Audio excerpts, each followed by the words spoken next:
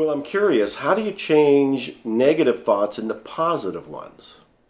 Great question, because changing negative thoughts into positive thoughts is really what it's all about. And when somebody comes into my office and wants me to work with them hypnotically, that's really what's going on. I'm just changing their negative thoughts into positive thoughts. So when we look at that in relation to wealth or anything else, we find that we first have to catch the negative thoughts. We have to figure out what they are. We have to see that thought floating by. We have to catch it.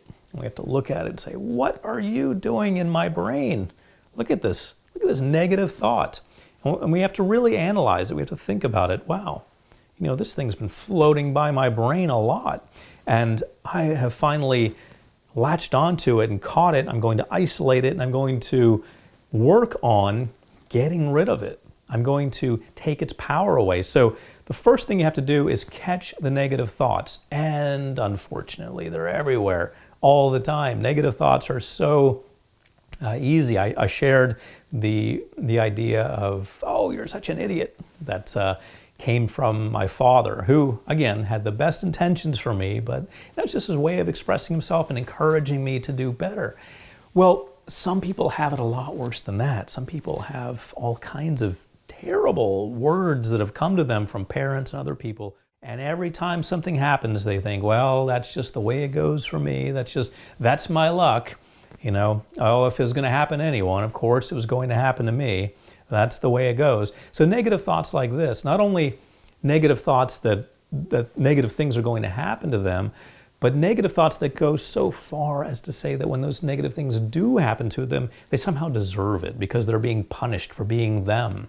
So this can really go far, and I found this out from working with clients in a hypnotic setting, working with people through hypnosis to help them. First, you have to catch these negative thoughts and realize that they've possibly grown from a seed into this large oak tree that needs to be removed from the forest, or at least it needs to lose its power. So catch the negative thoughts, and if you have a lot of them, then just work on a few at a time, or maybe even one. Sometimes there's just this one core negative thought that people have, and they really don't understand that all the other negative thoughts come from that negative thought. For example, some people believe they're just not worthy of wealth. Some people have that as a negative thought. It can get there in all kinds of ways. Maybe their parents didn't have a lot. Maybe their parents talked about rich people being bad. Rich people are so-and-sos because they're so mean with their money, and maybe these ideas got in the person's head, so they think that they shouldn't have wealth for whatever reason.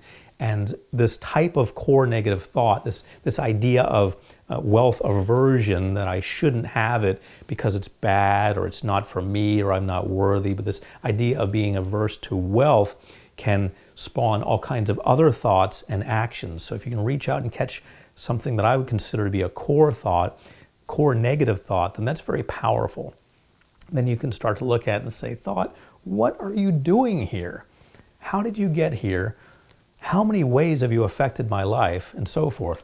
So the next step after you've caught on to that thought, for some people it's very easy. They can just readily realize it. For some people they may have to backtrack a little bit and find out what's really going on, what the thought really is.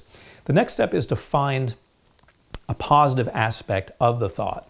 Now, you may think, well, if someone has a thought that they shouldn't be wealthy, that they don't deserve wealth, well, what's the positive aspect of the thought? Well, if you think about it, at least the thought is about wealth. At least the thought has to do with money. At least you're thinking about money. At least there's some inkling of hope there because money is on your mind. The opposite of that would be apathy. I don't even think about wealth. Doesn't even come to mind. Obviously, wealth is on this person's mind, even if it's the negative aspect of it, even if it's this pushing away from wealth. At least wealth is on their mind. So there's the positive aspect of wealth and the positive aspect of this thought. So when you think about it, you've got something going on. You've got a consistent thought about wealth. Even if it's a negative thought about wealth, at least it's there. At least it's part of the constellation of thoughts in your mind. The next step is to align your intentions with new positive thoughts. So, whereas you initially caught that negative thought, you looked at it, you realized the positive aspect of the thought, you then take that a step further in there and you look for ways that you can create intentions that are going to be helpful for you. So, for example, if you've caught the thought that I don't deserve to be wealthy, if that's a thought in your mind that you don't deserve to be wealthy for whatever reason, you've caught it, you've looked at the positive aspect of it, which is that at least you're thinking about wealth, in that you start to create a positive thought about it, which would be, of course, I do deserve wealth. I do deserve to be wealthy. I do deserve to be successful. And then you start to align your intentions with the new positive thoughts. And this idea of intentions goes back to what I said about affirmations. Affirmations should be stated in the positive. They should be stated as if they're already happening. And they should be as succinct, meaning as short and as focused, as specific as possible. So a great intention would be, I have $100,000 in the bank. That's very succinct. It's as if it's already happened.